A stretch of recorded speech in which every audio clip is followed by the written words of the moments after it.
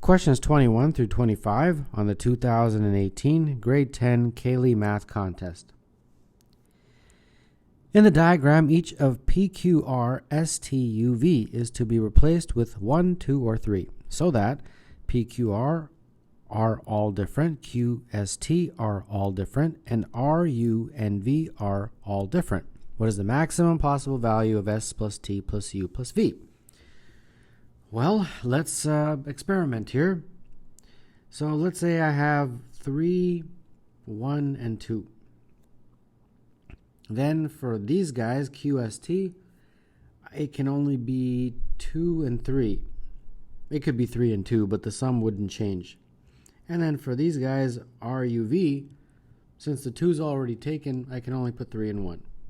Okay, so now I've got to add up S plus T plus U plus V, and that would be 6 plus 3, which is 9. Okay, so 9 is one possible way of doing it. So 9 is one of the answer choices, but is that the maximum? I'm not sure. So let's do the same thing, but instead of putting a 3, let's start this time with a 2. So now Q and R will be 1 and 3, and then S and T, that would be 2 and 3, and then U and V would be 1 and 2. So now when I add these guys, it is 8. Okay, and then the only other way of doing it is to put a 1 for a P. So that means Q and R would be 2 and 3, S and T would be 1 and 3, and U and V would be 1 and 2. So adding these guys, we get 7. And these are the only 3 scenarios. There's other scenarios, but the sum wouldn't change. For example, I think I had mentioned it earlier. If I put 3 for S and 2 for T, the sum would still be the same. So the unique sums look like 9, 8, and 7, and of those, the largest, of course, is 9. So number 21, the answer is B. If n is a positive integer, the symbol n exclamation mark, read n factorial, represents the product of the integers for 1 to n. For example, 4 factorial is 1 times 2 times 3 times 4, or 4 factorial equals 24. If x and y are integers and 30 factorial over 36 over x times 25 over y is equal to an integer, what is the maximum possible value of x plus y? 30 factorial over 36 to the power of x, 25 to the power of y. I'm going to work with the numerator in a little bit, but let's first just concentrate on the denominator. 36, of course, is 6 squared, and 25, of course, is 5 squared. So we can break that up like that. And then the 6 squared, that can be further broken up. First, let's just put it as 6 to the 2x and then 5 to the 2x. Not much we can do with the 5 to the 2x because that's already a prime number, but the 6 to the 2x can be broken up into 3 to the 2x times 2 to the 2x, like that. And then, of course, 5 to the 2x. And the numerator is 30 factorial. Okay, so now we have to look at the numerator, and that's a little bit of a task, a little time consuming, but we can do it. First, let's write out all the numbers from 1 to 30. And now, what we can do is we can keep a tally here. A tally of how many 2's can I extract, how many 3's can I extract, and how many 5's can I extract from those numbers. 2, 3, and 5. Okay, here we go. Let's do the 5 first. So 1, 2, 3, 4, 5, and 6. Those numbers you can extract a power of 5. 1, 2, 3, 4, 5, 6, 7. So 7 of those guys. 5 to the power of 7 is the maximum you can extract from this product. 30 factorial. Okay, before I move away from these 5s, let's just see what factors of 2 and 3. From here you get one factor of 2. From here, you get 1 factor of 3, because 3 times 5. From here, you get 2 factors of 2, because it's 2 times 2 times 5. So 1, 2. From here, nothing. And from here, you get 2 times 3 times 5. So you get a 2 and a 3. So as you can see, that's the game we have to play. From this, you get a 2. From this, you get a 3. From this, you get another 2 2s. From this, you get a 2 and a 3. From this is nothing. That's just a prime. Here you get 3 2s. 1, 2, and 3. Here you get 2 3s. 1, 2. Here, that's a prime, nothing. So this is what? 2, 2, and 3? Yeah, 4 times 3. So 2, 2, and 3. Prime, here you get 2 and 7. So you get a 2. Here you'd get, okay, so 2, 2, 2, 2. 4 2s. So 1, 2, 3, 4. That's prime. This is 2 times 9. So you get a 2 and then 2 3s. That's prime. That's 3 times 7. So you get a 3. That's 2 times 11. We get a 2. That's prime. Here you get 3 times 8. So 3 times 2, 2, 2. So you get 2, 2, 2, and then a 3. 2 times 13. So you get a 2. That's 3, 3, 3. So 3, 3, 3. 2 times 14, which is 2 times 2 times 7. So 2, 2, and another 2.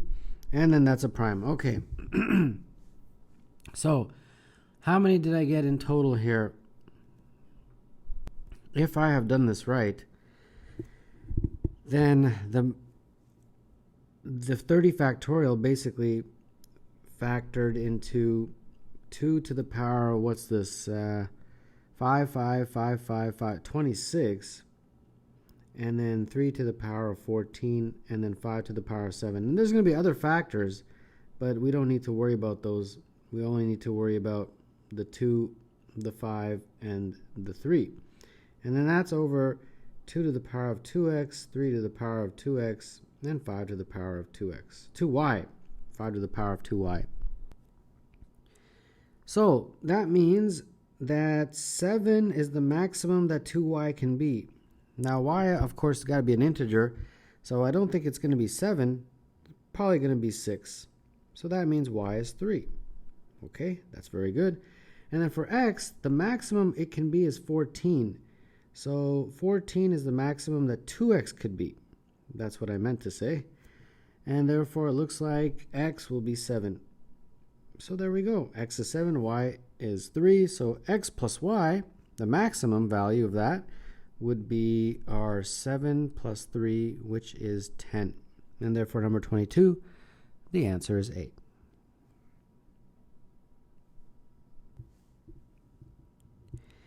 A container in the shape of a triangular prism stands on one of its triangular faces.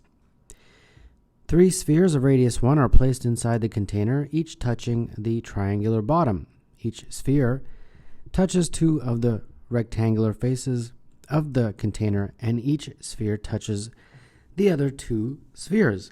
A 4th sphere of radius 1 is placed on top of the 3 spheres, touching each of the 3 spheres on the top of the prism. The volume of the prism is closest to. This question is going to be done in a few steps. Step number 1 is the volume formula. And that volume formula is just going to be the area of the base, which is a triangle, 1/2 base times height, times the height of the entire prism, and I'll just call that large H. So there we go. That is the volume. So individually, I obviously have to figure out the value of B, H, and large H. So the first thing I want to do is draw the base, which is an equilateral triangle. That's the only way it could be. And let's see what happens when I put in 3 spheres. Now, the challenge here, of course, is that we are dealing with a question that talks in 3D, but my diagrams will be in 2D, but eventually I'll give you a 3D diagram. But for step number 2, a 2D diagram will be sufficient. So let's draw in those 3 circles that will represent our spheres. So here is the base, and each of these red circles represents a sphere.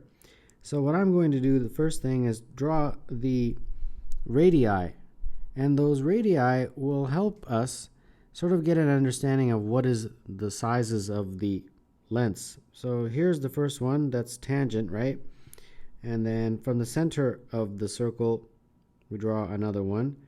Let's connect these, and that should be good enough to figure out the lengths of this triangle, because remember, that's going to be this part right here. I have to figure out the base and the height. Okay, so each of these spheres has a radius of 1. So this is 1 right here, the distance from there to there. And this is 1 from here to here. Similarly, this is 1, and this is 1. So this is 1, this is 1, this is 1, this is 1. Okay, now concentrate on this triangle right here. That is a 30, 60, 90 triangle. How do I know? Well, one thing is for sure, the way I drew this is a tangent, so that's a right angle. And then because it's an equilateral triangle, that angle there would be 60. So if you chop it in half, this little guy in here will be 30 degrees. And therefore this angle right there, this angle from here to here, that would be 60. And you guys, if you're in grade 10 and you're at this point of the math contest and you're practicing these kinds of questions, this should be pretty self-explanatory. So that 30, 60, 90 triangle, I'll just draw a rough sketch of it like that. This is 30, 60, 90. And then we know that this side is equal to 1. So I want, what is this side? Because that's going to help me figure out the length of that side. Well, according to 30, 60, 90 triangles, the ratio of the sides, x over 1, will be the same as root 3 over 1. So x is just root 3. So there we go. So this distance from there to there is root 3. And then because of the symmetry of the diagram, that will also be root 3 over there. So this entire base looks to me like it's root 3 plus 1 plus 1 plus root 3, which would be 2 plus 2 root 3. Okay, so might as well plug that in there.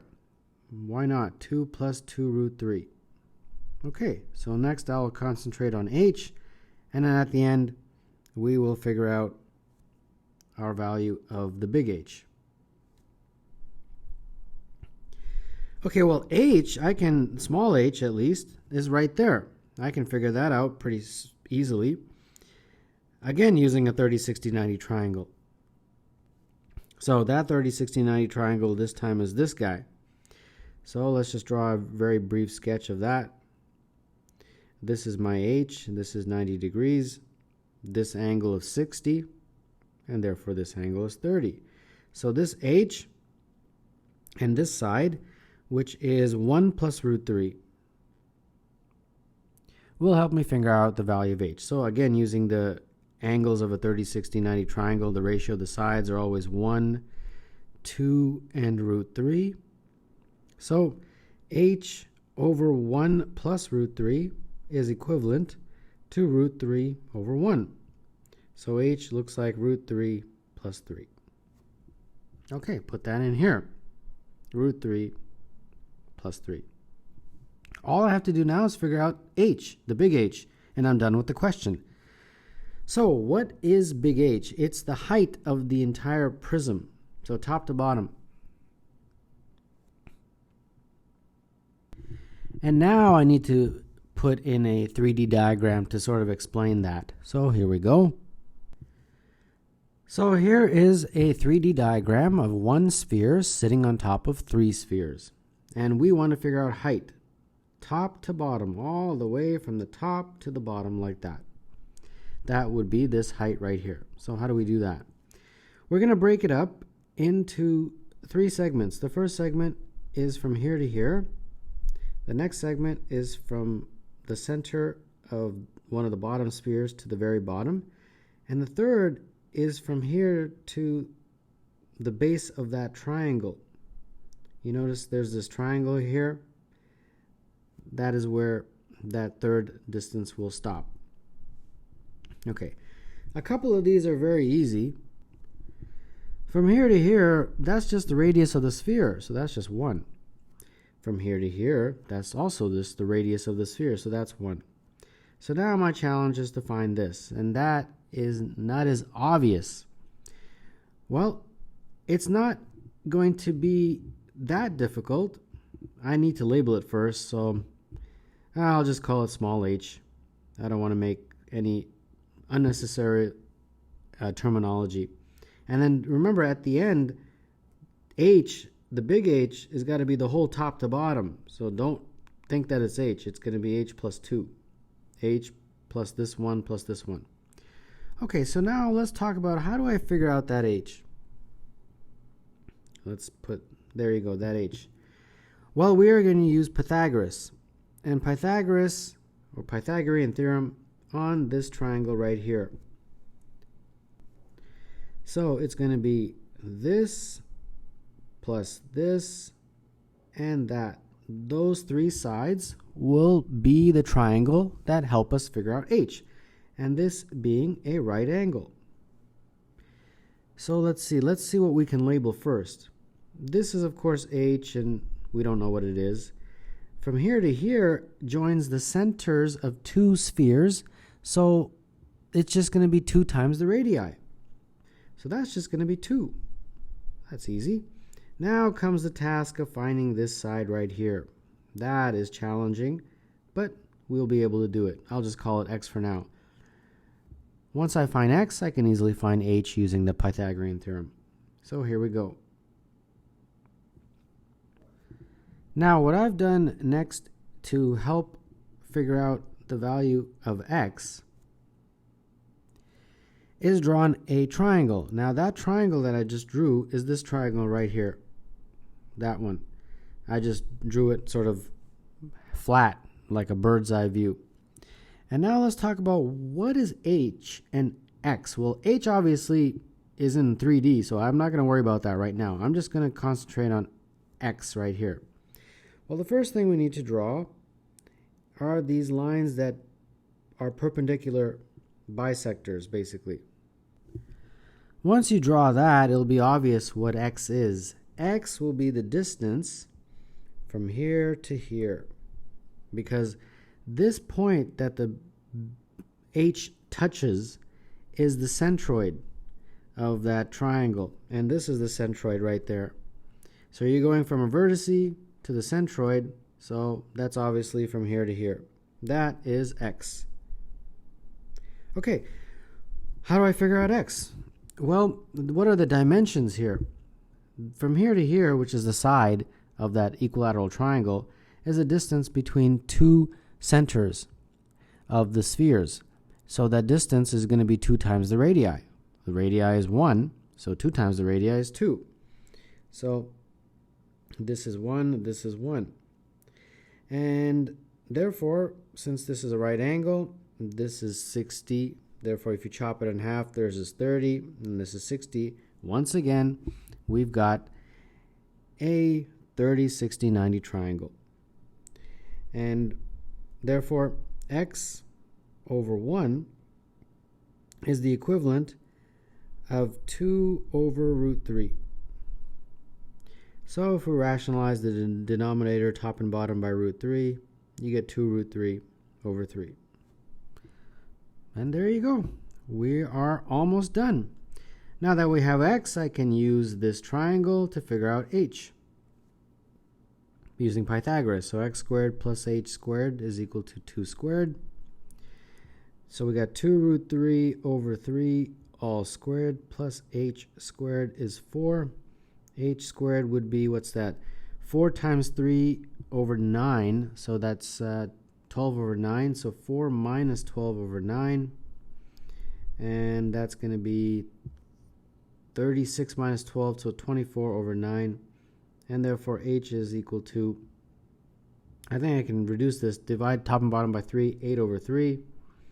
So h is root 8 over root 3. Okay. Now remember, big H is h plus 2. Don't forget that. So this is going to be root 8 over root 3 plus 2.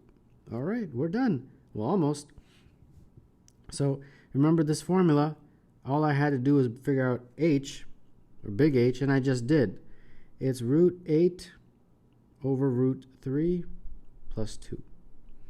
Okay, now all I have to do is crunch out those numbers. So get out your calculator and see what you get for these numbers. And when I do, I get, well, obviously 0.5 for that half. This 2 plus 2 root 3 is approximately 5.4641. Then we're going to multiply by root 3 plus 3. So that's 4.732. And then finally this guy, root 8 over root 3 plus 2.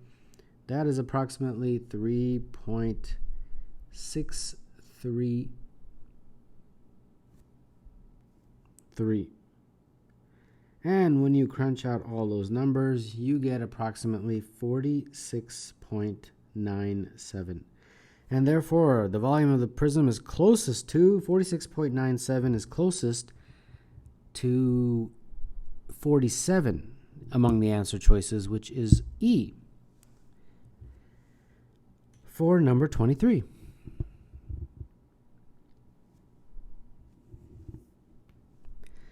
There are more than 1 million ways in which n identical black socks and 2n identical gold socks can be arranged in a row so that there are at least 2 gold socks between any 2 black socks. The sum of the digits of the smallest possible value of n is.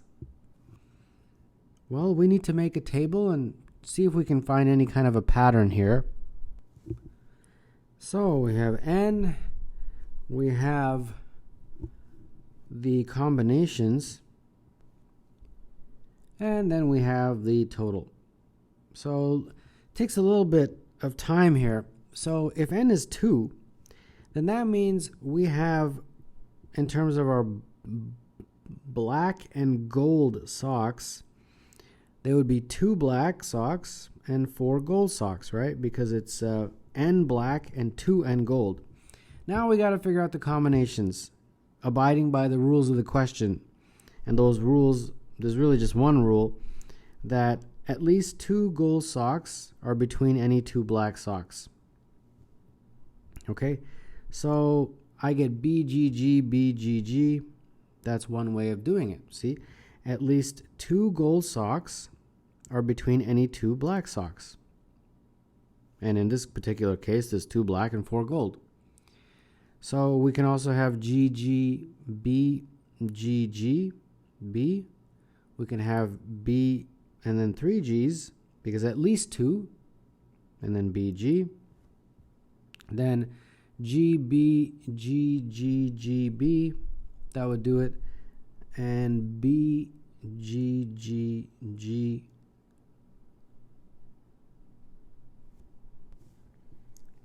Or sorry, rather, it's a G, B, G, G, BG, and then finally with all of them in the middle, G, G, G, G, like that.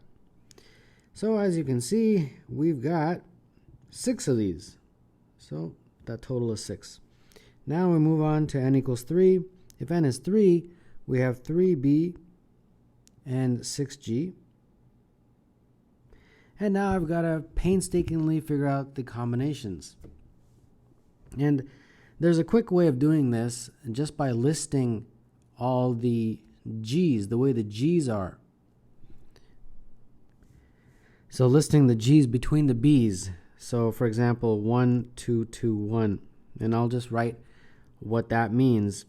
It's the way the g's are. So you have a g, then 2 g's, then 2 g's, and then 1 g. And between the b's. So the b's go here, here, and here. So that's what it means by 1, 2, 2, 1, 1, 2, 2, 1.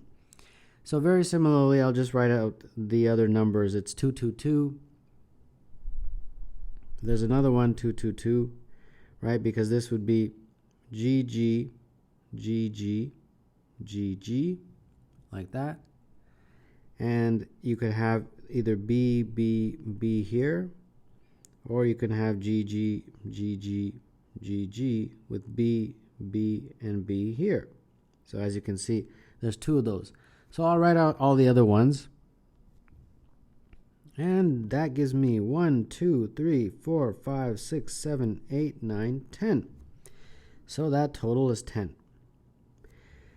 Okay, I don't really see much of a pattern. It's impossible to get a pattern with just two numbers, but let's see if I can get a pattern if I figure out one more, because it gets pretty time consuming once you get up here. This is going to be 4B and 8G. And again, I'll just list the G's between the B's. And there are 1, 2, 2, 2, 1. And that basically means you've got a G,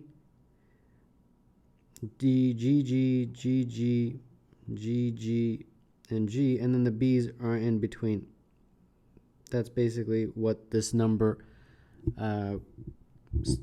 symbolizes. So I'll write out all the other guys. And let's count these. 1, 2, 3, 4, 5, 6, 7, 8, 9, 10, 11, 12, 13, 14, 15. Okay. So I don't want to do any more, so I'm going to try my best to figure out a pattern. And I think I can, because 6 is 1 plus 2 plus 3. 10 is 1 plus 2 plus 3 plus 4. 15 is 1 plus 2 plus 3 plus 4 plus 5. And I think I can conclude safely that if you have n, this of course would be n, b, and 2ng, the pattern will be 1 plus 2 plus 3 dot dot dot all the way until you get to n plus 1. So that is my pattern right here. So generally speaking, we know that 1 plus 2 plus 3 dot dot dot until n, you know that formula, it's n times n plus 1 over 2. But in this case, we're going to n plus 1, so 1 plus 2 plus 3 dot dot dot all the way until n plus 1 will be n plus 1 times n plus 1 plus 1, which is n plus 2, over 2. So this is my formula.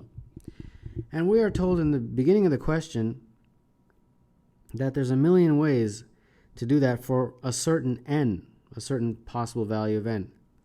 Okay, so that basically means that this formula, n plus 1, was it a million or more than a million? More than a million. Ah, I got it. So more than a million. So that means this formula for some n is greater than 1 million. So I've got to figure out what is n. And I'm not going to use a quadratic or anything like that. I'm just going to estimate. So the first thing I'll do is just get the square root of a million. Or actually, let me multiply through by 2. I think that will be better. And that would mean 2 million.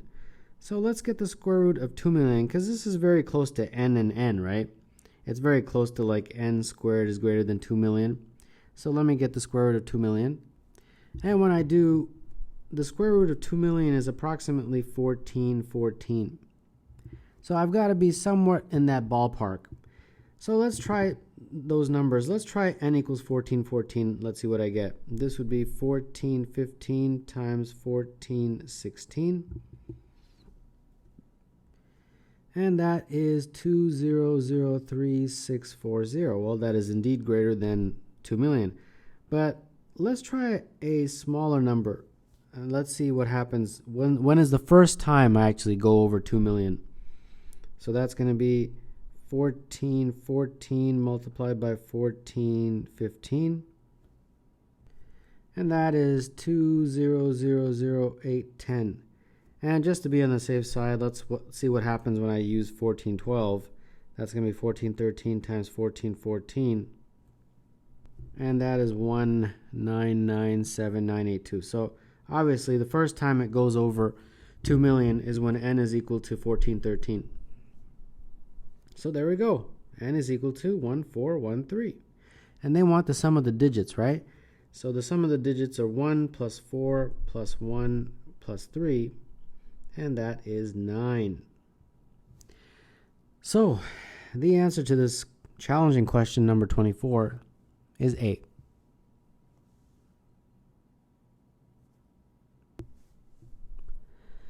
There are n sequences with 15 terms and the following properties. Each term is an integer. At least one term is between minus 16 and 16 inclusive. The 15 terms have at most 2 different values. The sum of every 6 consecutive terms is positive, and the sum of every 11 consecutive terms is negative. The value of n is... Well, let's talk about this. All the terms are integers. So we've got 15 terms. Let's write out 15 terms. So the fact that they're all integers, okay, that's fine. And then the next one, at least one term is between minus 16 and positive 16. Okay, probably going to use that a little bit later. The 15 terms have at most 2 different values. So what that means is that all of these terms, there's only 2 values, so that we can call them x and y. Some of them are equal to x and the others are equal to y. That's it. At most 2 different values. Or they can all have the same value. But that's not going to work because you'll see later on. So I'm pretty confident that of the 15 terms, some of them are all equal to x and some of them are all equal to y. The sum of every 6 consecutive terms is positive and the sum of every 11 consecutive terms is negative. Okay. So after some experimentation, I'm confident that if I make these guys x's and then put a stick of y in here like that, and then I make the next 5 x's, x, x, x, x, x, and then stick a y in here, and then make the remaining 4 x's, this will help. This will work out. So the sum of every 6 consecutive terms is positive.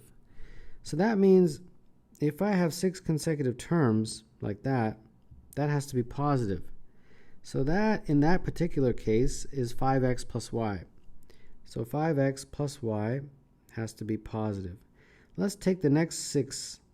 That's also 5x plus y, as is this, and so on. So that's why this arrangement was made in that way, so that every time you had a group of 6 consecutive terms, it always adds up to 5x plus y, as you can see. So that's the first part. So that takes care of this guy here. The sum of every 11 consecutive terms is negative. So let's highlight 11. So that's going to be till there. Those 11 are all going to be negative. So that is, in terms of x and y, 9x plus 2y. And that's less than 0. So that takes care of that. Okay.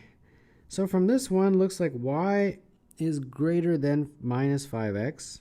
And from this one, this inequality, we get 2y is less than minus 9x.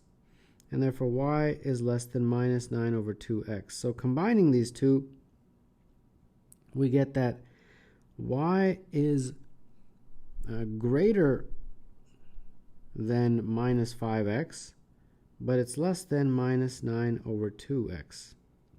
Okay. So if x, for example, was positive, then that must mean that y is negative, right? Because, for example, if x was 1, then y would have to be between negative 5 and negative 4.5, and it would have to therefore be a negative number. So I think that's pretty much how we're going to go. We have to figure out how to fulfill that and make a table. So now we have to make a table concentrating on the first 3 criteria, that every term is an integer, so we're only looking for integer values for x and y. Well, the 15 terms have at least two different values. We've already established that. So now we get to the last part, which is this guy. At least one term is between minus 16 and 16. Well, if x is greater than 0, that means x can only be the positive. So x must be between 1 and 16, right? Because those are the only positive integer values in that range. And looks like to me that should do it. At least one term is between minus 16 and 16. So it doesn't mean that the other one has to be. Only one, at least one. So if x is in that range, that's sufficient. Okay, I think we are ready to make a table. All right, so our table is going to be our value for x, our value for minus 5x, value for minus 4.5x, and our values for y with this criteria. So when x is 1, minus 5x would be minus 5, minus 4.5x would be minus 4.5, and we want an integer in between that, and there is no integer, so that doesn't give us anything. How about when x is 2? We get minus 10, minus 9, and again, there's no integer between minus 10 and minus 9 because y is in between those two guys. Well, let's try 3. We get minus 15 and minus 13.5. Well, this time we get something. It's minus 14. Let's try x equals 4. We get minus 20, minus 18, and this time we get minus 19. Let's try one more. Minus 5, minus 25, minus 22.5, and we have 2 this time, minus 24 and minus 23. And in that tradition, we continue this table and we get the following. So as I did, I had filled out the first 5, and this table just goes all the way to the end, which was 16. And for each, it calculates minus 5x minus 4.5x, and then looks at what integer values are in between that interval, and that would be the values for y. And as you can see, you get all these guys. And when you add them all up, there's 56 of them, 56 values for y. So that would give you 56 pairs xy, where this is x and this is y. And that's it. 56 is the answer to this question, because each pair xy would give you one sequence, right? Where the sequence looks like that. And therefore the value of n, since there's n sequences, is 56. Therefore number 25, the answer is E.